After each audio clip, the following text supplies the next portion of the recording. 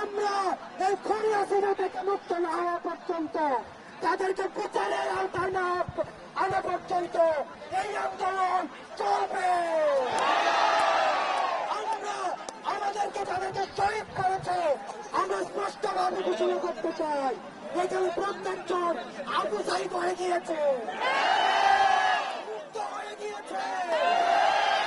Bullet পড়ুয়া করি না। আমাদের এক দাবি, আমাদের আঙ্গুল আজকে এমন, আমরা যেদিন আঙ্গুল থেকে এই আন্দোলন থেকে এমন করে যেতে পারবো, সেই দিন আমাদের আন্দোলন শেষ হবে। সুতরাং আমরা এই খনি হাসিনা থেকে মুক্ত না হওয়া পর্যন্ত, তাদেরকে বিচারের আওতায় না আনা পর্যন্ত এই আন্দোলন চলবে। আমরা আমাদেরকে তাদেরকে শহীদ করেছে, আমরা স্পষ্টভাবে ঘোষণা